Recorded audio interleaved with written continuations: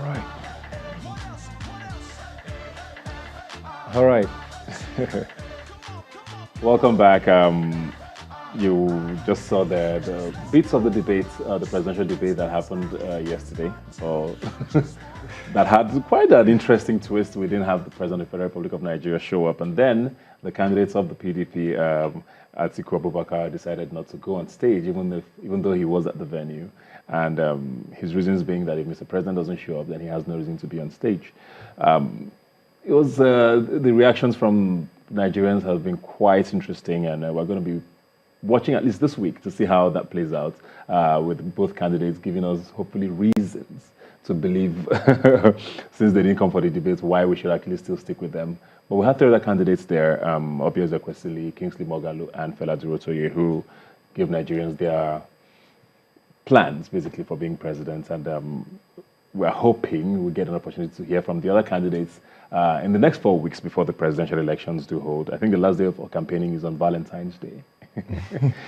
Very interesting. Well, we're going to be continuing our conversation on the elections, talking about youth and their inclusion in the elections. I have here with me Gbadebo Rhodes Vivo, senatorial candidate for the PDP. You're very welcome. Good to be here. Thank you. And Ferdinand Adimefe, House of Representatives candidate for the ANN. Thanks for being here today. It's you, sir. Yes. But it's yes, sir. We need to be clear about where it is. Both your candidates were on stage yesterday. Oh, sorry, your candidate was there. Your candidate was around, unfortunately, but didn't show up. What are your thoughts on that? Do you think that was because people are there's been reactions to it? Do you think that was a good move? In the party, we're very excited for this debate. We're actually really pumped and looking forward to it. And I know that Waziri actually flew in from America specifically to attend the debate.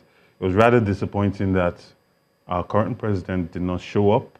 And I'm sure Waziri has put out, Atiku Abubakar has put out a statement as to why he did not come. And we're looking forward to another opportunity where every candidate can actually have the opportunity to debate and present their ideas to the people. But all the candidates knew about these dates for months on end. They Are we did. going to now hurriedly fix one and expect people to show up? And the people who said, I mean, this was a missed opportunity. Do you think that was a missed opportunity? He should have just done this since he was there already. Probably even an opportunity to shine more since this opponent who he really wanted to debate didn't show up. Yes, I agree, but I think that disrespect that the president, our current president, did by not turning up or not even presenting any good reasons for not turning up was something that just puts him off, I believe. I mean, we came into with a lot of hope, with a lot of expectation to see these people actually talk, and just, I think. Speaking of disrespect, there are people who have said that the PDP candidate's statement was very disrespectful to the other candidates who showed up, that almost like they were not worthy to be debated. Well, I think it wasn't even about the other candidates. It was actually about Nigerians. Yet again, we see their value for Nigerians. I mean, if you want to get the vote from somebody, you should go the length to do that. And even if Buhari is not there, Atiku should have taken the opportunity. But I think my hope is that this resentment and disrespect can translate into outrage, when Nigerians can, for the first time, question and ask pertinent questions. And for me, I don't know that will come out. So after this week on social media, what will the young people do? I mean, what are we hoping to do with this? Are we still going to go back to status quo? I was impressed with the candidates, particularly our candidates. I mean, he spoke with passion, clarity, and vision. And, there's one place for economics and all the theories of economy, and I think there is a place for that. But when you're speaking to the hearts of the masses, you're communicating vision, and he came clear on that. Okay, let's go to you and I in particular. You are running for Senate, Lagos West. Lagos West. I think I've heard that you're the youngest senatorial candidate, I believe? 35. At 35. Congratulations on winning the ticket. But what's your experience been? Because I know a lot of young people have said, okay, it's our time. Yeah. This is the time we should come in. We have some people who've tried to run for office. Not everybody got in. Yeah. People are talking about how to fund, because not every young person is able to do that. What has been your experience so far? I think I had a very good experience in terms of coming to a party that was ripe and ready and open to youth. I mean, Honorable Tony of Oshodi Solo was the one that sponsored the Not Young to Run bill.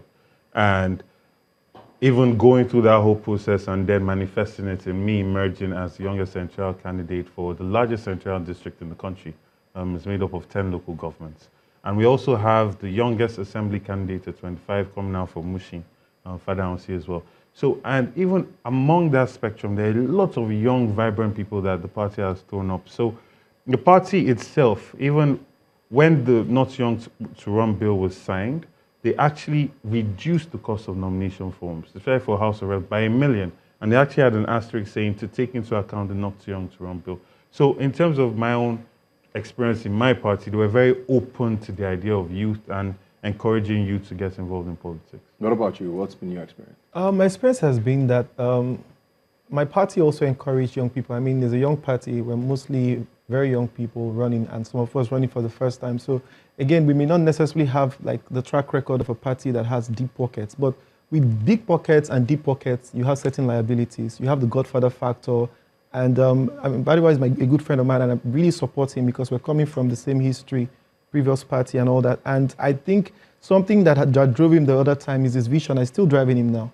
But again, before you emerge on a party, there are many godfathers and many factors you have to take into cognizance. But we get fixated on age. And I think I'm not running because I'm young. Yes, not too young to run created the opportunity. But if being young is based on which I'm running, I think I'm doing the nation a disservice. It has to be more than the age. Yeah. And so for me, I always bring it back to what do we need to do in our constituency to take it from a step to where it ought to be. We're not where we ought to be as a people.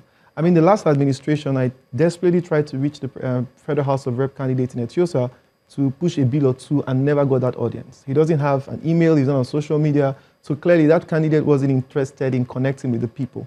But I think Federal House of Rep, in my opinion, is where the leadership rises and falls.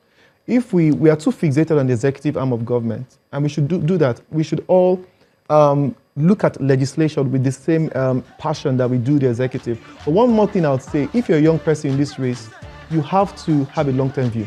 All right, we'll come back and continue our conversation, so please don't go away. We'll be right back.